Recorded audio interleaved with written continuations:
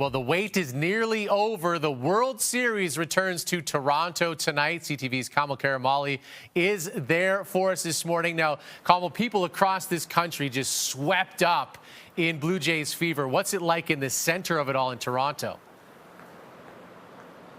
Yeah, we're about 11 hours until the first pitch, Kent, and there is a feeling of electricity in the air this early in the morning. We've already seen Jays ball caps, Jays jerseys, Jays sweaters. And speaking of merch, I want you to look at that lineup behind me over my right shoulder. That lineup about 30 minutes ago was about 5 or 6 people this early in the morning lining up for World Series merch. And you can see since then, in that 30 minutes, it has grown to dozens of people and goes around the corner now. That is just giving you a sense of the excitement here, the anticipation as we inch closer to the World Series being in Toronto for the first time in 32 years. We know people, you spoke about excitement across Canada. We know that people have been booking these hotels coming in from across the country because, after all, this is dubbed Canada's team. People from outside of Toronto, in Ontario, in Quebec, also in the United States.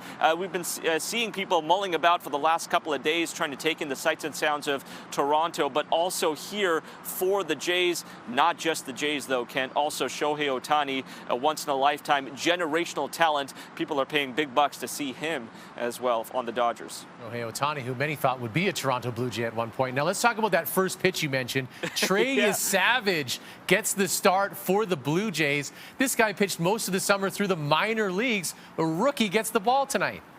Unbelievable. Yeah, absolutely. And for those non-baseball fans who are just trying to introduce themselves to the game with the World Series, this is an absolute Cinderella story. Imagine this. You are in the minors, working your way up, maybe unsure if you have a career in the major leagues, and then all of a sudden you start working your way up, notching some wins, and then making your way to the Blue Jays roster with a start in September.